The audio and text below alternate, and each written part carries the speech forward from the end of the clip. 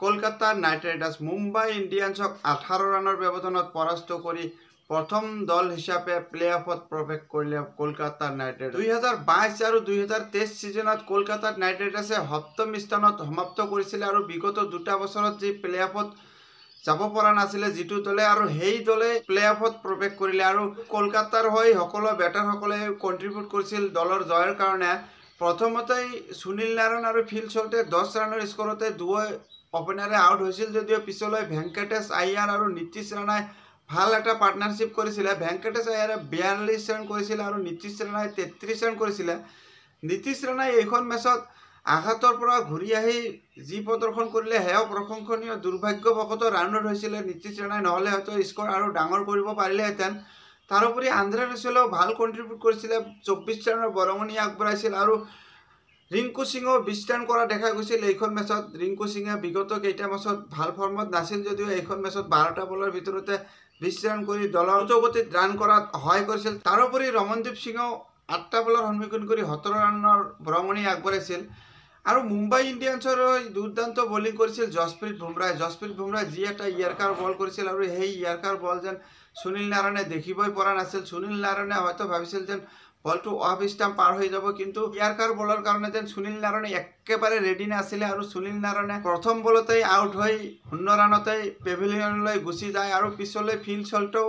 কেৱল মাত্ৰ 6 ৰানৰ স্কৰতে আউট হয় আৰু জসপ্ৰীত বুমৰাহ মেচখনত যি বলিং প্ৰদৰ্শন কৰিছিল হেয়া প্ৰশংসনীয় বুমৰাহ উপৰজুপুৰি ধাৰাবাহিকভাৱে মুম্বাই ইণ্ডিয়ান্সক উইকেট দি গৈ আছে যদিও বুমৰাহৰ বাহিৰে বাকি বলাৰসকলে ভাল সহযোগ আগবঢ়াব পৰা নাছিল যাৰ কাৰণে মুম্বাই ইণ্ডিয়ান্সে চলিত সিজনত প্লে অফৰ পৰা প্ৰথমতেই বাহিৰ হৈ গৈছে ওপেনাৰ বেটছমেনসকলে কম সময়তে ঘূৰি গ'লেও পিছলৈ মিডল অৰ্ডাৰৰ বেটাৰসকলে যি পাৰফৰ্মেন্স কৰিছিল আৰু ইয়াৰ মূলতে কলকাতা নাইট ৰাইডাৰ্ছে 158 ৰানৰ লক্ষ্য বান্ধি দিছিল মুম্বাই ইণ্ডিয়ান্সক আৰু 158 ৰানৰ লক্ষ্য আগত লৈ মুম্বাই ইণ্ডিয়ান্সে কেৱল মাত্ৰ 139 ৰান সংগ্ৰহ কৰিব পাৰিছিল 8 উইকেটৰ বিনিময়ত মুম্বাই ইণ্ডিয়ান্সে প্ৰথম পাৱাৰ প্লেত যি আৰম্ভণি দিছিল ৰোহিত শৰ্মা আৰু ঈশান কিষাণে মিলি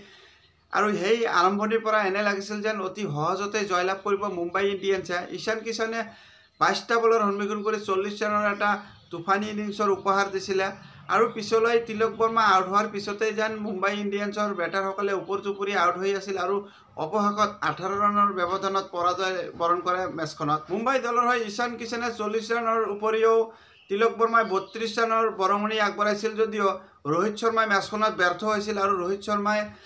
এজন সিনিয়ৰ প্লেয়াৰ হিচাপে দলক যি দায়িত্ব লৈ আগুৱাই লৈ যাব লগা আছিল আৰু সেই ভূমিকাত যেন ৰোহিত শৰ্মাই সম্পূৰ্ণৰূপে ব্যৰ্থ হয় আৰু 24টা বল খেলি কেৱল মাত্ৰ 19 ৰানহে সংগ্ৰহ কৰিছিল আৰু ৰোহিত শৰ্মাই যদিহে ঈশান কিষাণৰ লগত কিছু ষ্ট্ৰাইক ৰেট অনুযায়ী খেলি সহযোগ আগবঢ়ালেহেঁতেন তেনেহ'লে হয়তো মেচৰ ৰিজাল্ট হয়তো বেলেগ হ'লহেঁতেন ফলৰ পৰা ঈশান কিষাণে যি এটেকিং হিচাপে খেলি আছিল আৰু ৰোহিত শৰ্মাই আনফালে যেন সোলো খেলি থকা কাৰণে হয়তো মুম্বাই ইণ্ডিয়ান্সে পিছলৈ মিডল অভাৰত অধিক প্ৰেছাৰ মেইনটেইন কৰিবলগীয়া হৈছিল যাৰ কাৰণে হয়তো শেষলৈ 18 ৰানৰ ব্যৱধানত পৰাজয় বৰণ কৰিবলগীয়া হৈছিল মুম্বাই ইণ্ডিয়ান্সৰ ৰোহিত শৰ্মাৰ উপৰিও সূৰ্যকুমাৰ যাদৱে যি পাৱাৰ হিটাৰ নামে খ্যাত বিশ্ব ক্ৰিকেটত আৰু সেই সূৰ্যকুমাৰ যাদৱেও 14টা বলৰ সন্মুখীন কৰি কেৱল মাত্ৰ 11 ৰানহে সংগ্ৰহ কৰে তাৰোপৰি অধিনায়ক হাৰ্দিক পাণ্ডিয়া যি লিডাৰশ্বিপ ইনিংছ উপহাৰ দিব লাগিছিল অধিনায়ক হিচাপে দলক আগুৱাই লৈ যাব লাগিছিল আৰু সেই ক্ষেত্ৰত বেটেৰে যেন উপৰজুপুৰি ব্যৰ্থ হৈ আহি আছে হাৰ্দিক পাণ্ডিয়া আৰু 4টা বলৰ সন্মুখীন কৰি কেৱল মাত্ৰ 2 ৰান সংগ্ৰহ কৰে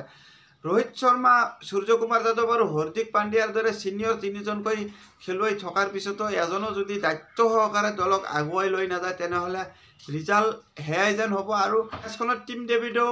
3টা বলৰ সন্মুখীন কৰি 0 ৰানৰ স্কৰতে আউট হৈছিল ঈশান কিষাণ আৰু তিলক বৰ্মা আউট হোৱাৰ পিছত যেন মুম্বাই ইণ্ডিয়ান্সৰ বাকী বেটাৰসকলৰ মাজত